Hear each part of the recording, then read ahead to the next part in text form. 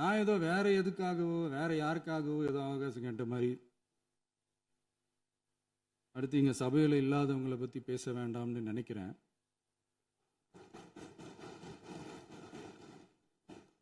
இங்க நம்மளை பத்தி அவதூறு பரப்புறதோட மட்டும் இல்லாம இப்ப நம்ம மக்கள் மேலேயும் அவதூறு பரப்ப ஆரம்பிச்சிட்டாங்க. மக்கள் நமக்கு ஓட்டு போட்டது தப்பான், குடும்பம் குடும்பமா நமக்கு ஆதரிச்சது தப்பான்.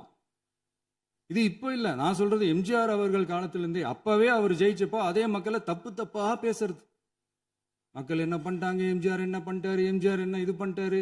50 வருஷமா ஒரே டெக்னிக்கா.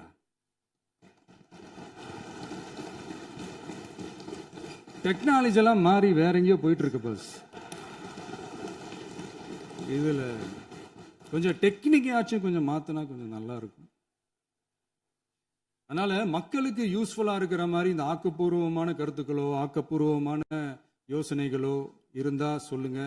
அதை நாங்க டெஃபரெண்டா எடுத்துக்கிறோம். ஆனா அதை விட்டுட்டு இந்த நக்கல் நையாண்டி சம்பந்தம் இல்லாத பேச்சு இதெல்லாம் பேசிட்டு அப்புறம் முதல்வர் பதில் சொல்லல, முதல்வருக்கு பதில் சொல்ல தெரியல அப்படின்னா அப்புறம் என்ன சோஃபா மாடல் ஆட்சியா?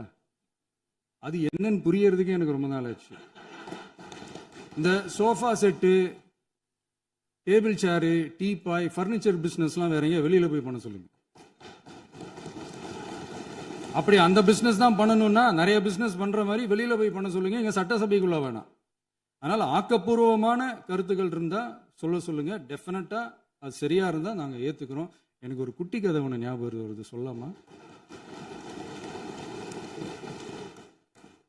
ஒரு ஊர்ல ஒரு பெரியவர் வெயில் ரொம்ப ஜாஸ்தியா இருக்குன்னு சொல்லிட்டு கண்ணுக்கு மேல கை வச்சுக்கிட்டு இப்படி சுத்தி முத்தி தேடிக்கிட்டு இருந்தாராம்.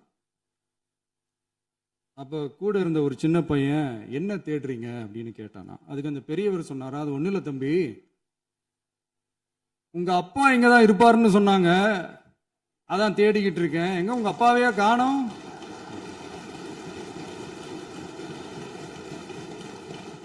இல்ல அந்த எங்களுக்கும் நக்கலா நையாண்டியா சம்பந்தம் இல்லாத குட்டி கதை இதெல்லாம் எங்களுக்கும் பேச தெரியும். அந்த கதையில பெரியவர் அப்படி சொன்னாராம், தப்பா எடுத்துக்காதீங்க. அந்த கதையில பெரியவர் அப்படி கேட்டாராம். அதனால யாரும் இங்க டென்ஷன் ஆக வேணாம்.